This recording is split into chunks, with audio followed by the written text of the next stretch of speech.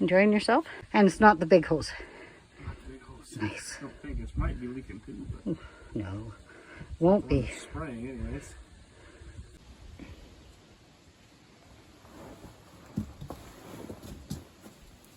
Well, good morning. Saturday morning, the 12th.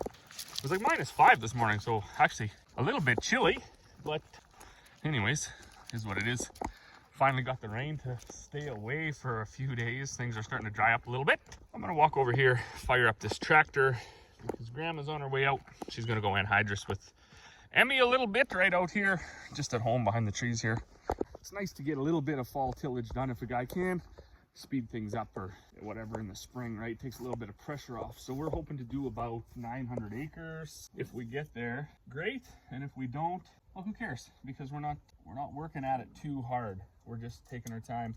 We really enjoy those opportunities in agriculture where you get to take your time. You don't have to rush and work all night and day and everything else. So I'll get this started. Should check that hose.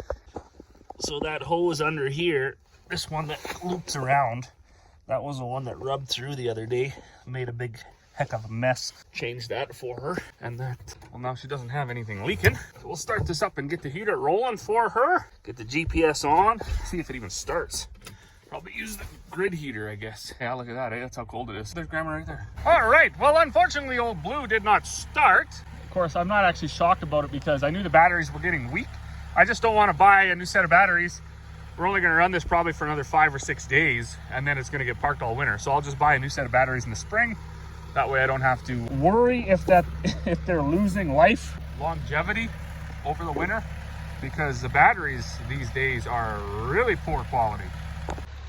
I was actually talking to somebody the other day about batteries, and it was kind of that funny thing of like, you know, if you don't have a lot of experience with it, you shouldn't be so vocal about it. I mean, obviously, right, everyone's gonna have their opinions, but maybe just like be a little quieter in the back. And what I'm getting at is, you know, so many folks are like, we got to get renewables now, green energy, battery powered everything. And I often wonder, how much experience do these folks have with batteries, right?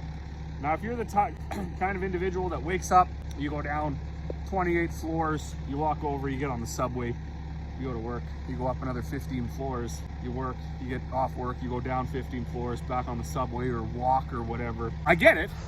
You might want to say, hey, you know, we should stop polluting. We don't need all this stuff, right? I get it. However, if you're someone like a farmer or somebody in industry or someone who's got a lot on the go, right, as far as machines and things, there's 2 batteries in that telehandler, there's 2 batteries in this, there's 2 batteries in that other tractor, there's 4 in the Kenworth, there's 2 more in the other tractor like this, there's 2 in each combine, 2 in each swather, 2 in each grain truck. So we got like 70, 80 batteries that we rely on anytime throughout the week.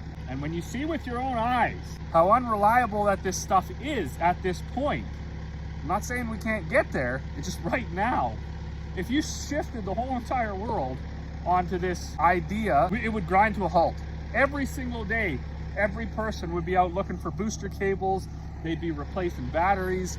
You'd have a mountain of batteries, like a million feet high within the first week, because this stuff is all, I don't know if they're making it worse or more poor quality, or if, well, it must be the case that they're, or maybe some of this newer stuff is too much of a demand on the electronic system, right? All the components and stuff. I don't know what's happening, but it's getting worse, and almost to the point where you can't even work with it anymore, right?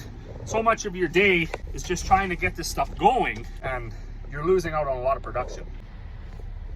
So, grid heater on. Let's see if it starts now. Oh yeah! Oh, there we go. Oh, there's the anhydrous crew right there. They got all their snacks and ready to get work done. Okay, so these batteries are new. I didn't even check cranking amps on them. I thought they were more than what was in there. But what I'm gonna do, because I did have this charger on there overnight, it says its charging's complete, 100%, is I'm just gonna disconnect them and then I'm gonna use my battery tester, find out if one of them is if one of them is no good, it has to be something like that. I mean, we did change the starter. The starter is new. I know the alternator was putting out, so I don't think that's the issue. We got, it gets old, I can tell you that. It gets real old trying to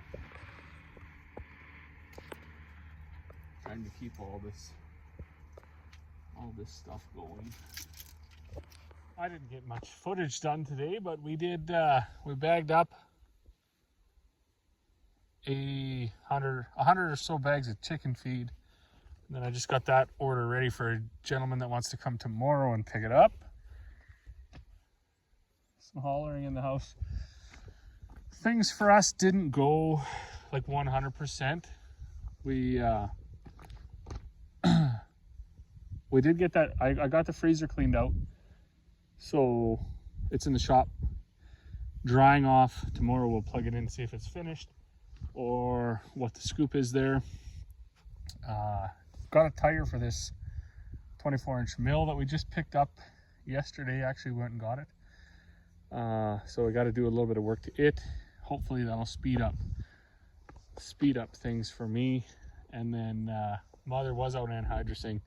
She came in missing one wheel and with the hitch busted off. So we will address all that on Tuesday. We are going to take the day tomorrow and probably Monday. We're not going to do too terribly much.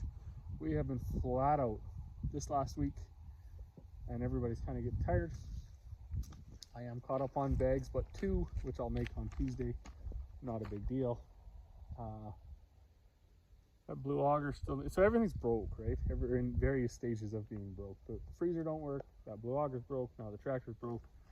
And I did get the oil changed though in the telehandler, so that was a win. And we got the antifreeze run through the sprayer because it was about -5 this morning. So high time to do that. But I'm going to call it a night. I was just actually having a good visit with a couple of gentlemen that stopped to pick up their, one picked up a tote of molasses and the other one picked up a couple of tons of finisher. So if you're in the Peace Country and you need you're tired of going to the store and getting whatever shrapnel they give you at whatever price that they want to charge, I definitely would recommend jumping on the old internet, going on to Facebook and checking out Peace Country Local Food Connection. On there, there's all sorts of producers, all sorts of different things you can get. You just make a post of what you're looking for, and somebody will have it for you. Better quality, often at a lower price. That's a turkey right there. One of our turkeys that we spent, mostly Corey. This is mostly Corey that does that, but all spring raising up, all summer feeding up, keeping them out of the coyote's mouth, keeping them alive, keeping them healthy, then getting some help from our good friends, the gentleman farmer and his family, to butcher them and then cool them down, package them up, get them frozen, just to 2 weeks later have the freezer quit and then them all go for dog food. Pretty sad. But as always, thanks for watching, and we will see you all on the next one. Well, good morning. What a beautiful day today. Holy smokes. Looks like it's gonna be, it's nice. It's like 8 degrees. So it's just a nice fall day. We had a really good weekend. Yesterday, everybody was over from my side of the family and had dinner. Last weekend we were at the in-laws. So it's really good 2 weeks here of visiting and enjoying the Thanksgiving season, end of harvest. It's unfortunate we don't get a long time with the beautiful leaves on the trees. They kind of just blow off, but you know, for the last week it's looked kind of like this right here, with the reds and the yellows and the dark greens. beautiful. But anyways, one good windstorm and it's gonna be all gone. Then we're gonna be into winter. So brutal. We did have a couple of things happen throughout last week. We picked up this 26-inch roller from neighbors up the road. We broke the wheel off the cultivator. We broke the pitch off the cultivator. We made a ton of bags. We had some more feeding stuff delivered. So this next week we got to sort through that. I'm gonna run up right now and help my neighbor lift his shingles up onto his house, and then I'm gonna come back and I'm gonna fish out some steel that we got, big square tubing, and then the same neighbor that I'm gonna go lift the shingles up for, conveniently enough, is a welder. So he came down Saturday morning, or no, Saturday afterward. I don't know when he came out, a couple days ago, looked at the hitch and he's like, yeah, this is something we should be able to fix for you, no problem. So I'll go help him. He'll come down, help me. Life is good that way. I had another friend of mine here, I think it was yesterday or the day before, and we were chatting about how we almost don't have to go to town for anything anymore. Our community is getting like incredibly strong with folks who do things and who know things. So, right, we got machinists and we got welders and we got guys that make feed. We even got a resident hippie who makes all sorts of delicious treats, good for back pain and stuff like that. So it's getting as folks are moving into the community or moving into the area, bringing all these different skill sets, we're actually ending up with our own 15-minute city, and it's incredible. I don't know all the hysteria that everyone had a few years ago when that was a really big topic. Oh, they want to push us into these 15-minute cities. And most of us, I think most of us anyways, and certainly lots of the people that I talk with who live in rural settings, we're like, are you serious? That's a thing? Because we're used to driving like an hour or an hour and 10 minutes to get what we need one way. So if it could just be 2 miles down the road, yeah, get out of town. Of course that would be better. Crazy.